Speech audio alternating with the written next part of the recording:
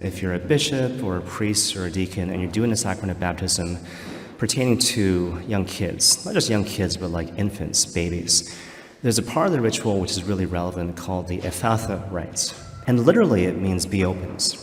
And so what you do is you recite this prayer in the context of the sacrament of baptism while you touch the ears and the mouths of these young babies, these young kids. And it corresponds to today's gospel, Gospel of Mark chapter 7, where the Lord does precisely that. So he encounters this man who is deaf, who is mute, so he can't hear, he can't speak.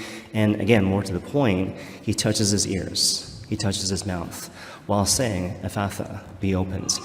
And with that, the man is healed. Right? So he's restored in terms of these different faculties. Now he can hear, now he can speak.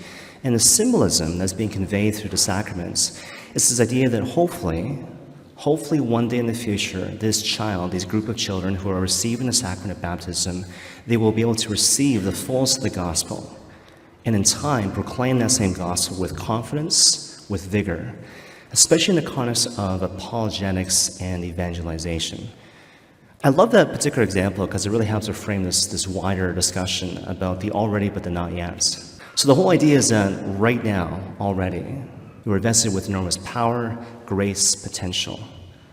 These things are given to you not just through the sacraments, but through life.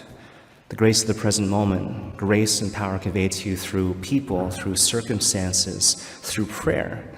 But at the same time, as you probably know through personal experience, a lot of times these things have not yet reached their full potential, right? So therefore, something else needs to happen.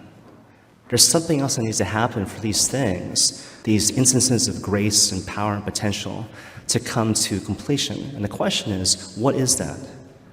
Certainly what's required is some manner of cooperation on our part, but for the most part, what's required is patience, the passage of time, and trust. I might not know for the most part what the Holy Spirit is doing, but I recognize the Holy Spirit is the great protagonist in life. He's always up to something, and that something is always amazing, wonderful, and glorious, even though for the most part he doesn't actually require my help. It's really important to remember, for example, when it comes to accompaniment. So imagine you are a teacher or a parent or a friend perhaps, and you're in a mode of accompaniment. You're journeying with a particular person that you love, that you care about, helping that person to become the person that the Father is calling him or her to be, right? And the question is, how do you approach that particular dynamic? A lot of times we can fall into the error of activism or micromanagement. A lot of times people, what they do is they take responsibility for the situation as opposed to simply responding to the person in their need in the present moments. So the thinking kind of goes like this. Unless this person does what I want them to do and the way that I want them to do it according to my own preset timing, their life is going to be ruined and it's going to be all my fault. That's never true. The Holy Spirit always remains the great protagonist in life. And so what you are called to do is to defer to the great work of the Holy Spirit. Right now in the present moment, what is the Holy Spirit calling me to do? It might take a while. It might require this long period of discernment, but once it becomes clear, then you do that efficacious thing. You speak the prophetic word, and that's it. No more, no less.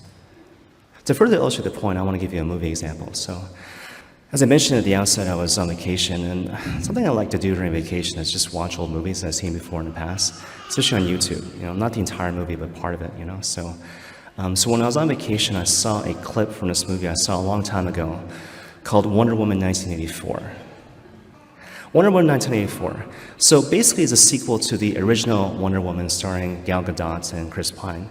And so you probably know, Wonder Woman is this really famous comic book hero from the pages of DC Comics. And her backstory is pretty simple. Before she went to North America to fight crime, she lived on this island called Themyscira among Amazonian women. And she was known as Princess Diana. So basically in the context of this particular scene, it's basically the preface to the movie. And so she's young. So it seems like she's like 10 years old or something. And she's running this race against full-grown Amazonian women, and she's winning. So grace, potential, enormous power. But then because she's young, she allows herself to be puffed up with pride.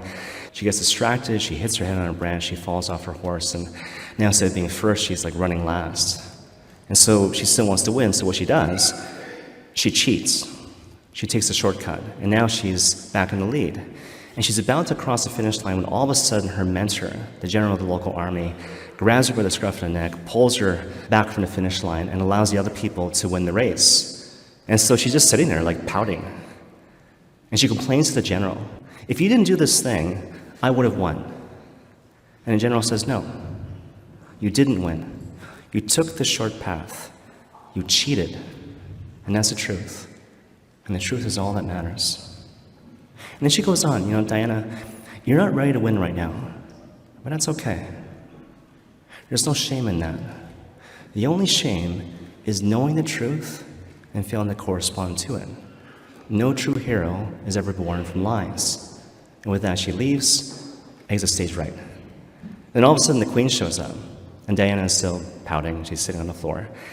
And so the queen comes by and embraces Diana, descends to her level, hugs her, kisses her, and refers her to the statue of this woman named Asteria, one of their local saints, if you will. And so what she says is like, "Look, Diana, look at Asteria. She didn't become a legend out of haste.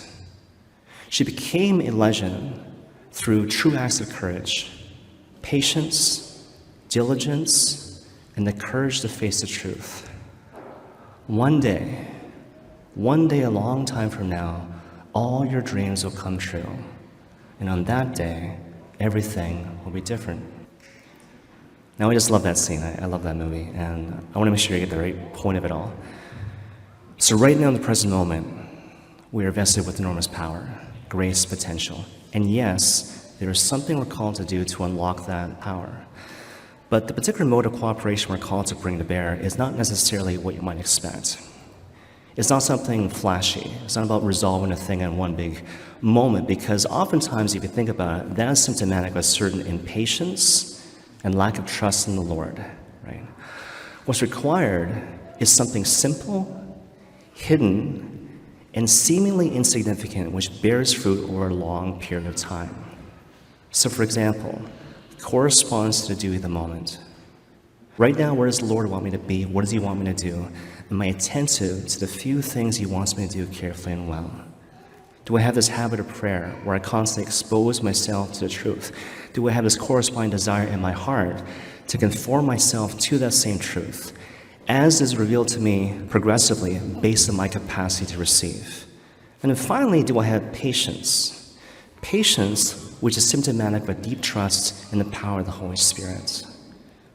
You go back to the scene, right? What is Diana's problem? It's not even really a problem. Her problem is that, look, honey, you're just a little girl. You're just a kid, as we all are in the eyes of the Lord.